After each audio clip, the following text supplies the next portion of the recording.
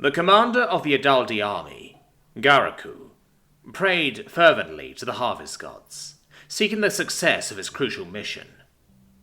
The Adaldi were a peaceful species, born on one of the many worlds that humans had colonized and abandoned during what archaeologists termed the Great Journey.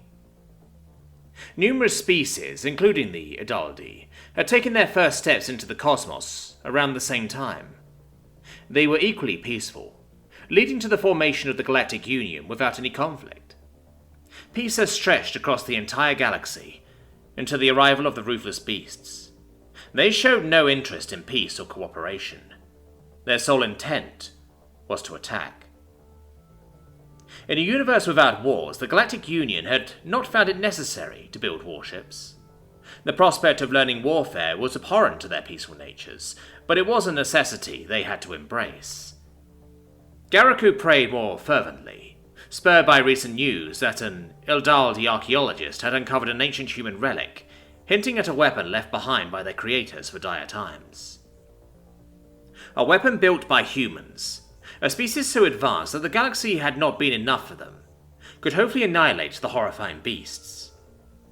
The war had been raging for a month, with over 59 planets already captured by the enemy, and billions of lives lost. The beasts took no prisoners. Garance, an Adaldi who had devoted his life to studying the relics left by the humans, reflected on their legacy. For a species that once dominated the entire galaxy, they left surprisingly little behind. Every human-colonized planet had a monolith with the same tale. They had departed, but not before scattering the seeds of life across the galaxy, in hopes that these new life forms would rise to the stars and meet each other. Garance's expedition led into a small ancient cavern, over 500,000 years old. It was claimed that it had been meticulously carved by hand. The exploration, expected to last 5 hours, had extended to 10 long hours of descent into a deadly Class 10 planet. The gravitational pull alone was almost unbearable. Garance and his team, all equipped with exoskeletons to withstand the crushing gravity, were natives of planets with no more than 1 G. This planet had nearly 3 Gs. It was infernal. Finally, Garance reached something momentous.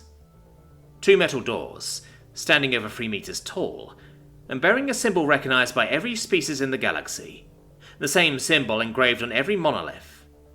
This was undeniably a human installation. As they neared the door, something scanned them. Even after 500,000 years, the installation remained functional. Questions whirled in Garance's mind, but he forced himself to focus as the doors began to open. Would there still be humans inside? The idea caused him to break out in a cold sweat. When the door swung open, however, the passage was empty, except for a long, dark corridor. As they ventured into the human installation, a voice addressed them in their native language, a development as bewildering as it was astonishing. Welcome to Last Hope Installation, Mr. Garance. This installation was created by the human race 536,976 years ago, with the sole objective of serving as a beacon of hope in dire times. Please, continue walking down this corridor until you find door SX003. Please, do not open any other doors. I will not. Are you human? Garance asked. No. I am merely a domestic AI for this installation.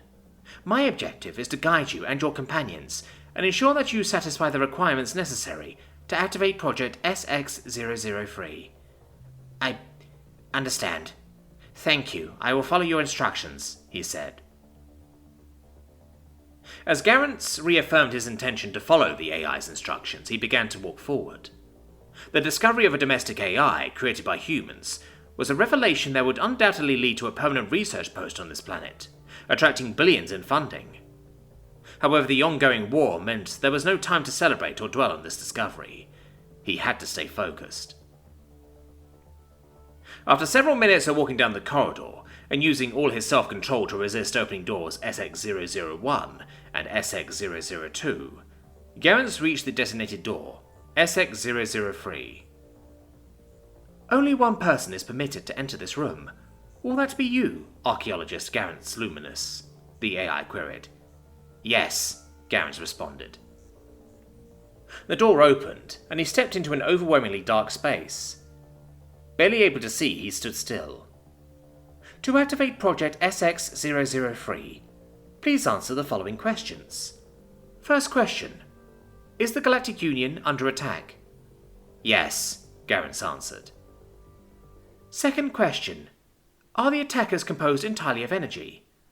No, they are biological creatures. Garance pondered the question, wondering what sort of enemy humanity had been anticipating. Beings composed purely of energy? He shuddered at the thought. You meet the requirements to activate Project SX-003. However, please understand that this decision will affect the entire galaxy. Once activated, Project SX-003 cannot be deactivated. I will lose control over it after activation. Do you wish to activate Project SX-003? What is it? Garance asked, curious. Please, answer the question, the AI prompted. Yes, we need it, or else we will perish.